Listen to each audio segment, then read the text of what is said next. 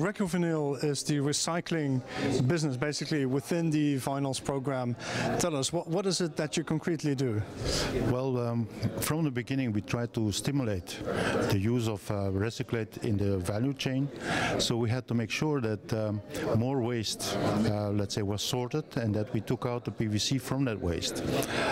That was from the beginning the challenge, to motivate the waste management industry to change the direction of the PVC. Instead of going to the landfill, we would go then to the recyclers.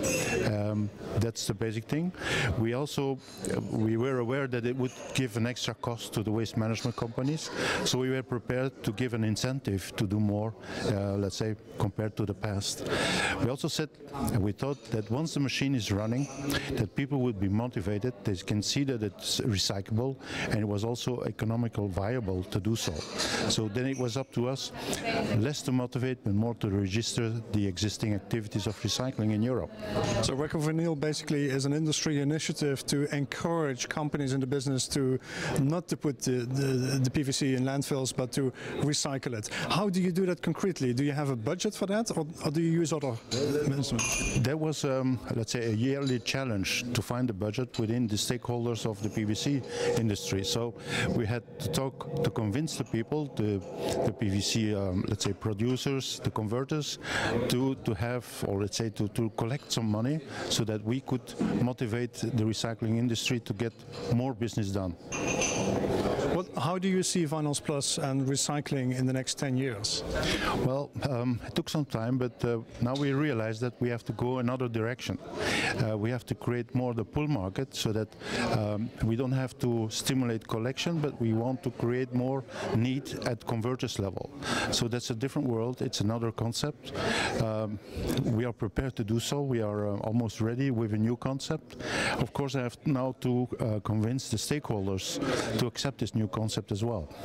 Can you very briefly, in layman's terms, explain how you recycle PVC? What are the steps involved, and what do you need to do, and what is the challenge in organizing that? Well, first thing is to sort the PVC from the waste. Then it's still contaminated, so somebody has to clean it. After sorting, we have to clean it. When cleaned, then you can, let's say, mechanically shred, make it smaller pieces, or mechanize to make a new product which you can reuse at converters level.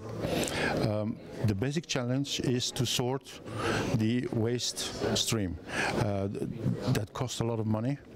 People are not always interested to do so, but it's true that also the external environment helps us there, that the legislation, for example in Germany, where there is a landfill ban, it was much easier to motivate people to take out the PVC. So that also helped. So sorting is step one, and then the PVC will be shredded. What happens with that shredded material?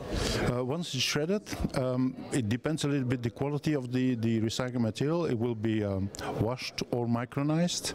Once it's micronized, it can be, let's say, then transported to the converter. And what does the converter do?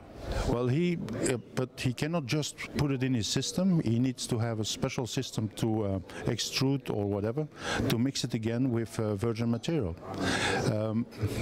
It depends also the kind of application where you can use it. There are applications where you can use more recycled material. I'm thinking about pipes. The inner layer can be done of recycled material. So pipes is probably one of the largest user of recycled material today. But also the profile business is using a lot. We see in flexible applications, cable waste, they do a lot in traffic management. So whatever you see at cones, or if there are works, many times it's PVC used to make the blocks where you can put the fence on it. So that's one of the major applications we see in Europe, of reuse of PVC. So it can be used as a raw material again by the industry. How often can PVC be recycled? Is there a limit on it, or can it be done indefinitely? As far as I know, we did test up to 8 times reuse the material. So I don't know if it can go further or not. We did never do tests, but 8 times is already quite exceptional in the plastic industry.